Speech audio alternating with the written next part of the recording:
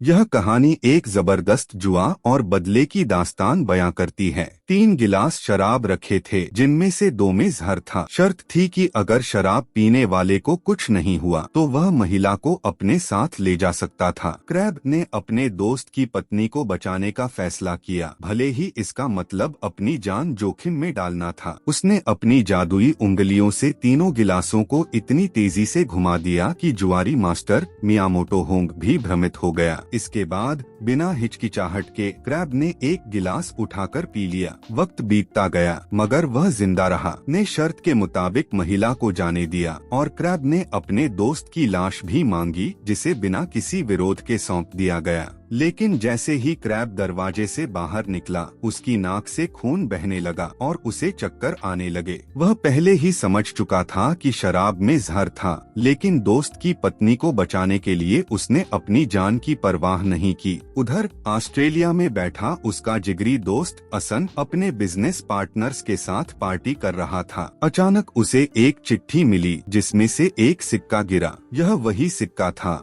जो असन और क्रैब ने आपस में बांटा था, एक समझौते की तरह। असन को तुरंत समझ आ गया कि क्रैब अब इस दुनिया में नहीं रहा। असन गुस्से से भर उठा और बदला लेने की कसम खाई। उसने अपने अमीर और ताकतवर दोस्त लॉन वू से मदद मांगी। लॉन वू ने तुरंत अपने बॉस को फोन कर पूरी कहानी बताई। इसके बाद के अमेरिका में चल रहे सारे कसीनो तबाह कर दिए गए और उसकी कंपनी के बड़े अधिकारियों की हत्या कर दी गई। हालात इतने बिगड़ गए कि को हांगकांग में बातचीत के लिए मजबूर होना पड़ा। ने कहा कि अगर जुआ में ही झगड़ा शुरू हुआ था तो इसे जुए की टेबल पर ही खत्म करना चाहिए। शर्त थी कि अगर असन का खिलाड़ी हार जाता है तो वे बदला लेना छोड़ देंगे, लेकिन अगर वे जीतते हैं तो को उनकी हर शर्त माननी होगी। असन ने यह शर्त स्वीकार कर ली, लेकिन उसके पास 500 लाख अमेरिकी डॉलर की रकम नहीं थी जो इस जुए में लगानी थी। अपने पिता से मदद मांगने पर असन को झिड़क दिया गया, तुम नहीं समझोगे कि पैसे की अहमियत क्या होती है। मगर असन ने जवाब दिया, आप नहीं समझेंगे कि दोस्ती और वफादारी क्या होती है। वह अपनी सारी संपत्ति बेचने लगा, लेकिन फिर भी पैसे पूरे नहीं हुए। तब केरेन, जिसे क्रैब ने बचाया था,